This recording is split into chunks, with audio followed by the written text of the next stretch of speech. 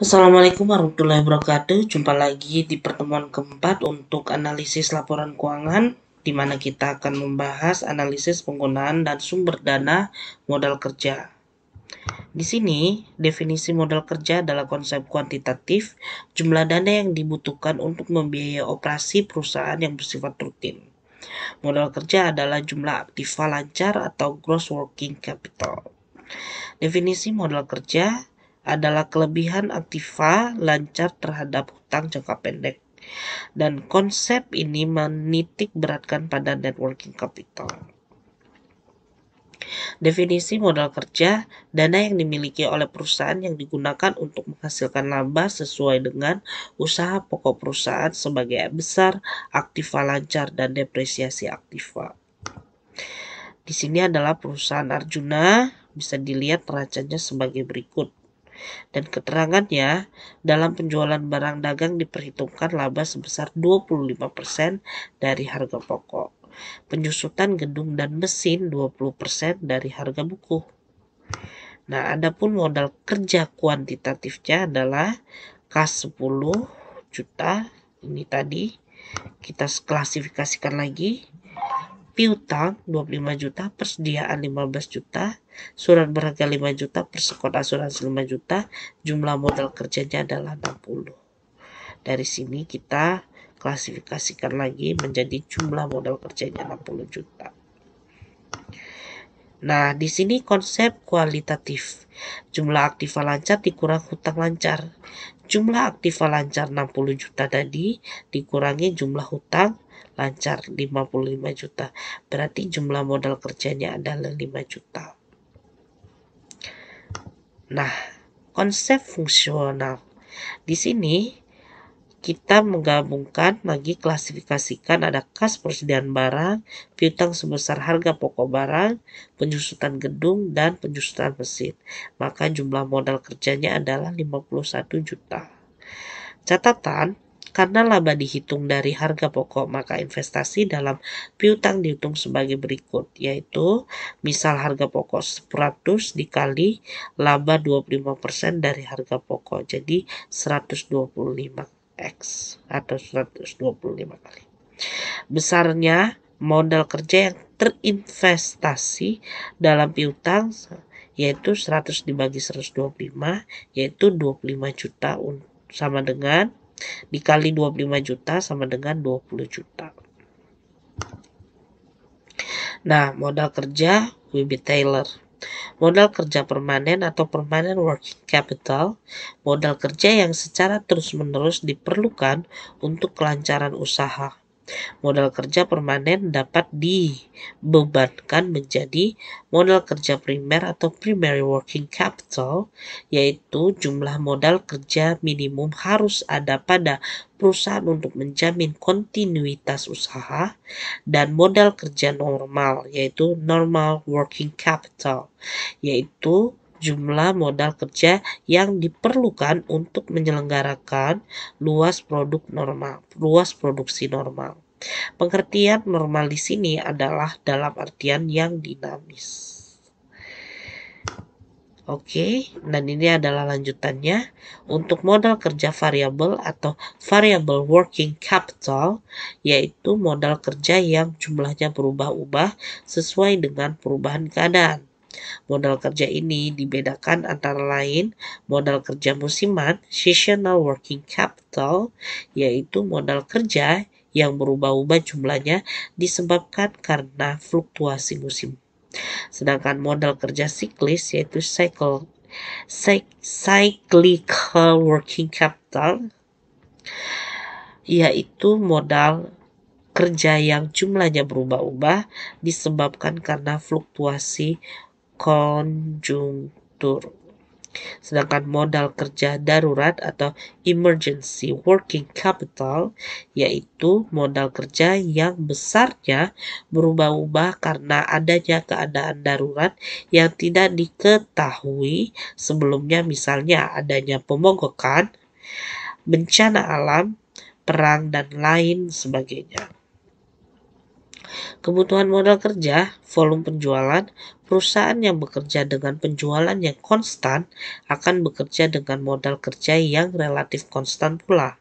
Sedangkan perusahaan yang sedang mengalami pertumbuhan akan membutuhkan modal kerja yang meningkat. Faktor-faktor musiman, beberapa perusahaan akan mengalami fluktuasi musiman dalam permintaan akan barang dan jasa yang dihasilkan, atau pengalengan ikan, buah-buahan, perusahaan penjual makanan, pakaian, dan lainnya. Nah, untuk kemajuan teknologi, bila mana perusahaan membeli mesin yang dapat mengolah bahan-bahan dengan tingkat kecepatan yang lebih tinggi, memungkinkan perusahaan mengolah bahan-bahan lebih banyak, persediaan permanen cenderung naik. Nah, untuk kebijakan perusahaan, politik penjualan kredit, dan penentuan persediaan juga mempengaruhi. Nah, ini adalah gambar kebutuhan modal kerja. Di sini adalah modal variabelnya. Di sini ada modal kerja darurat, modal kerja siklis. Nah, di bawah ini ada modal kerja normal dan modal kerja primer. Pentingnya modal kerja. Melindungi perusahaan dari krisis karena turunnya nilai aktiva lancar, kemungkinan membayar hutang lancar tepat pada waktunya, pelayanan terhadap para konsumen, kesiapan perusahaan untuk beroperasi dengan lancar. Kecukupan modal kerja, sifat dan jenis perusahaan, waktu yang dibutuhkan untuk memproduksi bahan atau jasa, harga per satuan barang yang diproduksi, syarat pembelian bahan atau barang dagang, syarat penjualan, tingkat perputaran modal kerja. Dan kelebihan modal kerja juga pengeluaran obligasi atau saham dalam jumlah yang besar, penjualan aktiva tak lancar yang tak diganti, terjadinya laba operasi yang tidak digunakan untuk pembayaran dividen, konversi dari aktiva tetap ke modal kerja, akumulasi sementara dari berbagai dana yang disediakan untuk investasi ekspansi. Nah, kekurangan modal kerja itu ada kerugian usaha, kerugian luar biasa, ekspansi perusahaan yang tidak mendapatkan tambahan modal kerja, kebijakan dividen yang kurang baik, penggunaan modal kerja untuk memperoleh aktiva tak lancar, pembayaran utang jangka panjang, dan adapun sumber modal kerja yaitu hasil operasi perusahaan, keuntungan dari penjualan surat-surat berharga atau investasi jangka pendek, penjualan aktiva tidak lancar, dan penjualan saham atau obligasi. Penentuan kebutuhan modal kerja, periode perputaran modal atau periode terikatnya modal kerja. Periode perputaran atau periode terikatnya modal kerja adalah merupakan keseluruhan atau jumlah dari periode-periode yang meliputi jangka waktu pemberian kredit beli, lama penyimpanan bahan mentah di gudang, lamanya proses produksi, lamanya barang jadi disimpan di gudang, dan jangka penerimaan piutang. Pengeluaran kas rata-rata setiap hari. Pengeluaran kas setiap harinya merupakan sejumlah pengeluaran kas rata-rata setiap harinya untuk keperluan pembelian bahan mentah, bahan pembantu, pembayaran upah buruh, dan biaya-biaya lainnya. Nah, di sini adalah contoh periode perputaran, lama proses produksi, 10 hari, barang disimpan di gudang, 5 hari, jangka waktu penerimaan piutang, 15 hari, periode terikatnya adalah 30 hari. Sedangkan di sini pengeluaran setiap harinya, bahan mentah 50 juta, bahan pembantu 10 juta, biaya tenaga kerja 35 juta, biaya lainnya 5 juta, total pengeluaran setiap harinya adalah 100 juta.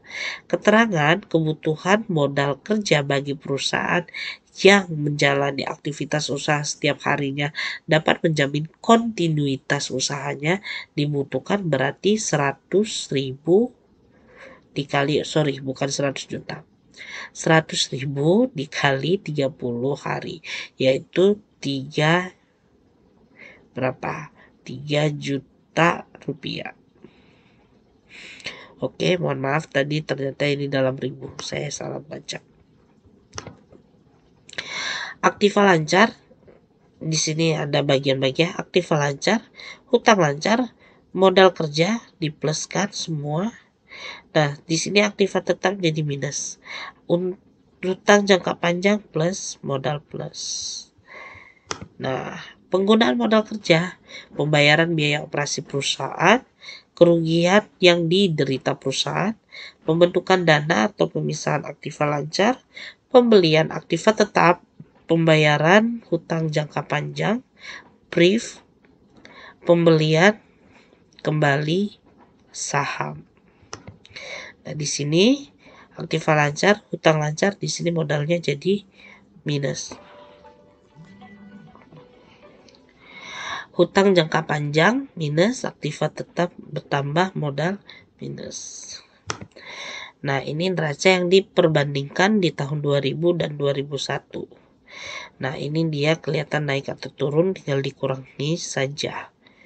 Nah, di sini ternyata jumlah untuk aktivanya itu naik naik 1 juta. Nah, untuk hutang dan modalnya juga naik 1 juta. Oke. Nah, di sini adalah laporan perubahan modal kerja. Nah, ternyata dirinci lebih lagi, ternyata ada yang naik dan ada yang turun. Piutang wesel, ada perskot biaya, dan hutang gaji. Nah, di jumlah ternyata yang naik adalah 895, nah yang turun 390. Nah, kenaikan modal kerja berarti ada 505. Sumber dan penggunaan modal kerja. Sumber modal kerja. Nah, di sini ada 521, contoh laba, depresiasinya adalah segini, penjualan sahamnya adalah 600. Nah, jumlah sumber modal kerjanya berarti kalau dikumpulkan, dijumlahkan menjadi 1.205.400. Nah, penggunaan modal kerjanya. Nah, di sini 400.000, pembelian alat-alat 150, pembayaran hutang obligasi 150, jumlah penggunaan modal kerjanya adalah 700. Berarti ada kenaikan modal kerjanya 500. Nah, karena ini 1.205 dikurangi 700 masih ada 505,400. Nah, ini adalah lebih dalam lagi tentang modal kerja. Nah, di sini sampailah kita kepada penjumlahan dari semuanya. Nah, di sini dia naik atau turunnya modal kerja. Ternyata hasilnya adalah naik. Nah, ini untuk latihan soal. Dan ini adalah contoh serta jawabannya. Oke, nanti bisa dibaca atau diambil materinya, nanti saya share. Demikian, terima kasih untuk materi untuk materi hari ini, yaitu analisa penggunaan dan sumber dana modal kerja. Terima kasih. Wabillahi taufiq wal hidayah. Wassalamualaikum warahmatullahi wabarakatuh.